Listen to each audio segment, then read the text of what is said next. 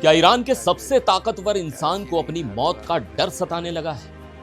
क्या Ayatollah Ali Khamenei को लगने लगा है कि अमेरिका या इजराइल के हमले में उनकी जान जा सकती है?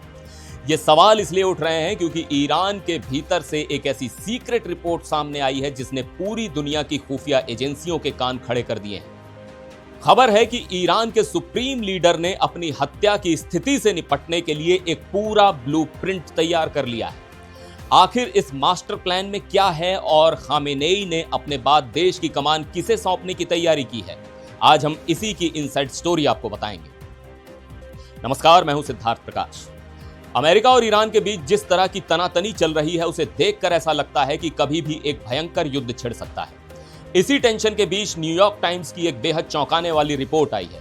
इस रिपोर्ट के मुताबिक ईरान के supreme leader Ayatollah Ali Khamenei ने अपने करीबियों को सख्त निर्देश दिए हैं कि अगर अमेरिका या इजराइल के हमले में उनकी जान चली जाती है तो देश को कैसे चलाना है। खामेनेई ने किसी भी इमरजेंसी के लिए एक पूरी चेन ऑफ कमांड और उत्तराधिकारियों की कई परतें तैयार कर दी हैं। इस पूरे प्लान में जो सबसे बड़ा नाम सामने आया है वो है अली लारिजानी का।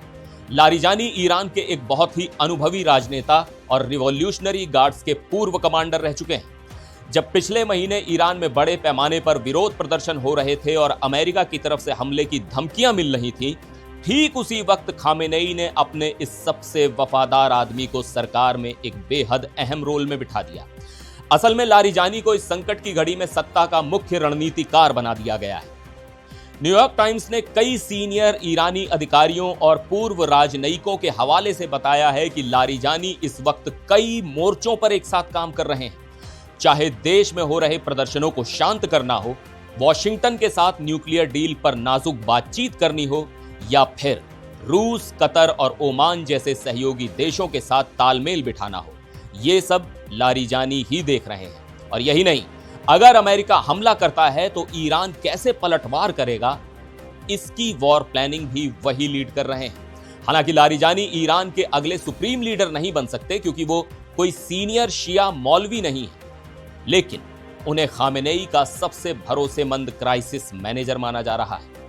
इस सीक्रेट प्लानिंग के साथ साथ ईरान ने जमीन पर भी पूरी तैयारी कर ली है। ईरान ने अपनी सेना को हाई अलर्ट पर रखा है। इराक की सीमा के पास और फारस की खाड़ी यानी पर्शियन गल्फ के किनारे मिसाइल सिस्टम तैनात कर दिए गए हैं।